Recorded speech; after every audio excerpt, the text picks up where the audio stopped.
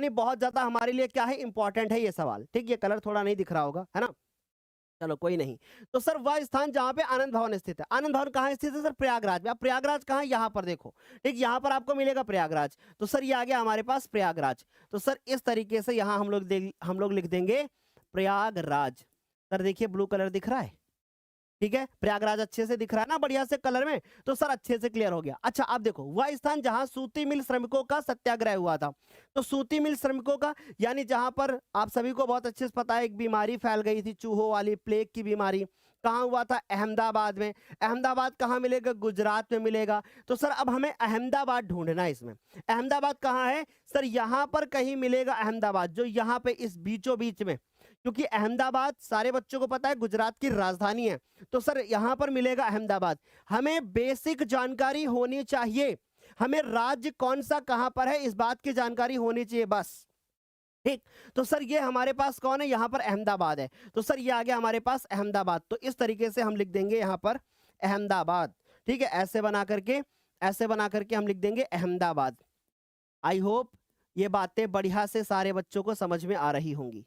ठीक है ना बच्चों? अहमदाबाद। आगे देखो, अब अगला सवाल है कि वह स्थान जहां महात्मा गांधी जी ने सविनय अवज्ञा आंदोलन प्रारंभ किया। अब बताइए, महात्मा गांधी जी ने सविनय अवज्ञा आंदोलन की शुरुआत कहां पे करी? सर साबरमती आश्रम, अहमदाबाद, गुजरात ना भैया। तो इसमें हम लोग आंसर क्या लिखेंगे कि वह स्थान जहां पे महात्मा गांधी जी ने सविनय अवज्ञा आंदोलन की शुरुआत करी, वह स्थान कौन सा हो जाएगा? वह स्थान हो जाएगा हमारे पास कौन सा? दांडी। तो सर दांडी कहां होगा? दांडी मिलेगा हमको यहां पर।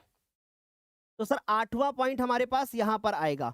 ठीक है, ये हमारे पास 8वां क्वेश्चन जो आएगा सर वो यहां पर आएगा। और सर ये क्या होगा? दांडी। आई होप ये बातें बढ़िया से समझ में आ रही होंगी। सर किसी बच्चे को यहां तक कोई डाउट, किसी को कोई परेशानी, एक बार फटाफट से बताइएगा। सारे बच्चों को यहां तक क्लियर हो गया ना अच्छे से? एक बार फटाफट से बताओगे। क्लियर है सारे बच्चों को? बढ़िया एकदम। चलो आगे चलते हैं। अब हमारे पास अगला सवाल जो है वो क्या कह रहा है भाई?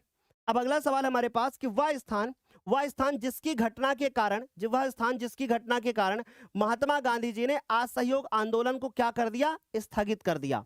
अच्छा, अब आपको बहुत अच्छे से पता है पहले क्या होता है, पहले रॉलेट एक्ट आता है। और रॉलेट एक्ट आने के बाद गांधी जी लोग कहां पहुंचते हैं? अमृतसर। वहां पे हो जाती है जालियांवाला बाग हत्याकांड घटना। और जैसे ही जालियांवाला बाग हत्याकांड घटना होती है, फिर क्या होता है? जैसे जालियांवाला बाग हत्याकांड घटना होती है, फिर क्या होता है? फिर उसके बाद गांधी जी सोचते हैं कि भैया अब हम लोग क्या करेंगे? असहयोग आंदोलन शुरू कर देंगे। असहयोग आंदोलन जो है वो शुरू होता है, कहां से शुरू होता है? बहुत अच्छे से पता है। असहयोग आंदोलन सबसे पहले प्रस्ताव दिया जाता है, प्रस्ताव दिया जाता है कहां पे? कलकत्ता में। अच्छे से सुन लो। फिर उसके बाद नागपुर में वो पारित हो जाता है, ये भी याद रखोगे, 1920 में। फिर क्या होता है बच्चों? फिर आगे सुनिएगा, फिर चौरी चौरा घटना घटती है।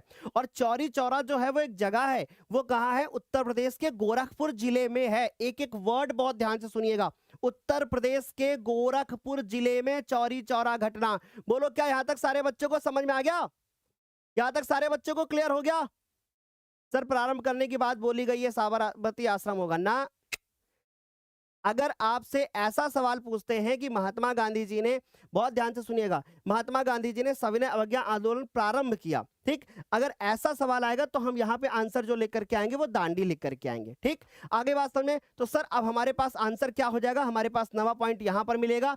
और सर ये हमारे पास क्या होगा? चौरी चौरा, जो कि क्या है? गोरखपुर। तो सर यहाँ हम लोग लिखेंगे चौरी चौरा। सारे बच्चों को यहाँ तक, सारे बच्चों को अच्छे से क्लियर हो गया? सर किसी बच्चे को यहाँ तक कोई डाउट? सारे बच्चों को बढ़िया से समझ में आ गया? आगे चलूं? सर स्क्रीनशॉट लेना है भाई, बिल्कुल लेते रहिए, बिल्कुल लेते रहिए स्क्रीनशॉट। चलो देखो आगे चलते हैं। अब हम लोग आगे चलते हैं। देखिए बहुत ध्यान से सुनिएगा। गांधी जी ने जो सविनय अवज्ञा आंदोलन की शुरुआत करी है, वो गांधी जी ने सविनय अवज्ञा आंदोलन की शुरुआत नमक कानून, नमक बना करके तब करी थी। समझ गए? अच्छे से क्लियर हो गया सारे बच्चों को? बढ़िया। चलो तो अब हमारे पास यहाँ पे क्या आता है? हमारे पास एक मानचित्र आता है जिसके बारे में हमें थोड़ी सी जानकारी होनी चाहिए, पहले बेसिक सी जानकारी होनी चाहिए। अब यहाँ पर अगर आप ध्यान से देखोगे तो ये हमारे पास क्या दिख रहा है मुझे? ये दिख रहा है मुझे पाकिस्तान। ठीक है, ये क्या सॉरी, पाकिस्तान निकल गया मेरे उससे। ये निकल रहा है हमारा जम्मू कश्मीर और लद्दाख, है ना। तो सर यहाँ पर अगर हम ध्यान से देखेंगे तो ये हमारी कैसी मृदा होगी सर, यहाँ पे पर्वतीय मृदा होगी। तो समझ में आ रही है बात, ये कैसी मृदा होगी सर, ये पर्वतीय मृदा होगी, राइट। यहाँ तक सारे बच्चों को क्लियर हो रही होगी बातें। फिर उसके बाद ये वाला जो आप मैदान देख रहे हो जो कि आपको ग्रीन कलर से ऐसे दिखाई दे रहा है, ठीक है, ऐसे आपको दिखाई दे रहा है, ये क्या हो जाएगा हमारा उत्तरी मैदान हो जाएगा, जहां पर हमें कैसी मृदा मिलेगी सर, ये हमें जलोढ़ मृदा मिलेगी। अब प्रश्न कैसे आएगा वो मैं अभी आपको बताऊंगा, बिल्कुल भी आप परेशान मत हो, ठीक। तो सर ये हमें कैसी मृदा मिलेगी सर, ये हमें जलोढ़ मृदा मिलेगी। ओके बच्चों, अच्छे से क्लियर।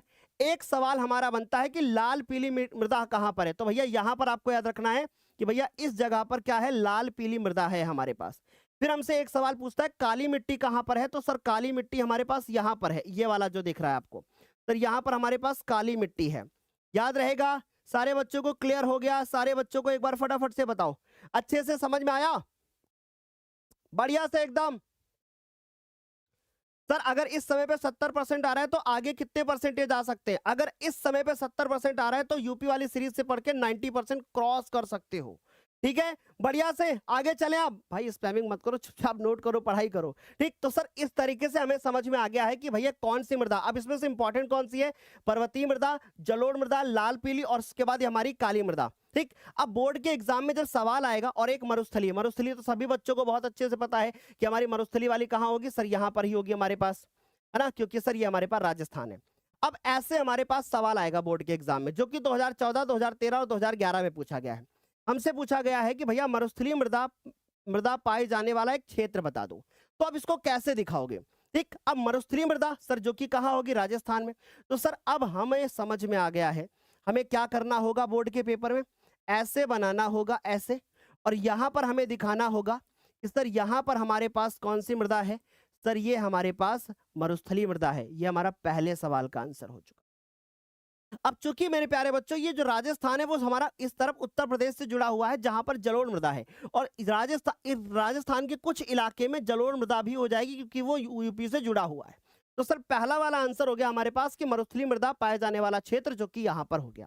डन सारे बच्चों को। अच्छा दूसरा देखो, जलोढ़ मृदा का एक क्षेत्र, अब जलोढ़ मृदा हमको दिखानी है तो मुझे पूरा नहीं दिखाना है कि कहां कहां पे जलोढ़ मृदा है, ऐसे तो बहुत सारी है। तो हमें क्या दिखाना है कि भैया यूपी में ज्यादातर क्या है, जलोढ़ मृदा ही है। तो भैया इस तरीके से ऐसे करके दिखा देना है मुझे कि ये वाला जो क्षेत्र आपको देखने को मिल रहा है सर, ये वाला जो क्षेत्र आपको देखने को मिल रहा है यह हमारा कैसा हो जाएगा, यह जलोढ़ मृदा का हो जाएगा, ठीक। ऐसे सवाल आएगा बोर्ड के एग्जाम में। तीसरा देखो, काली मृदा का एक क्षेत्र दिखा दो। अब काली मृदा सर, काली मृदा तो सर हमको गुजरात में मिलेगी, और कहां मिलेगी, महाराष्ट्र में मिलेगी। तो सर मुझे एक ही क्षेत्र दिखाना है, तो सर मैं यहां पर आपको इस तरीके से कुछ करके आपको ऐसे दिखा दूंगा। तो ये वाला जो क्षेत्र आपको दिख रहा होगा सर, ये कौन सा दिख रहा होगा, ये काली मृदा वाला दिख रहा होगा। क्या यहां तक हमारे प्यारे बच्चों को सर अच्छे से समझ में आ गया?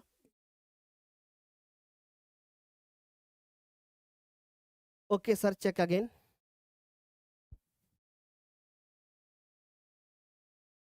समझ में आ गई बात यहां तक? तो इस तरीके से हमें क्या करना होगा। ड्रेस किसकी चॉइस है छोटे? Latest trends, top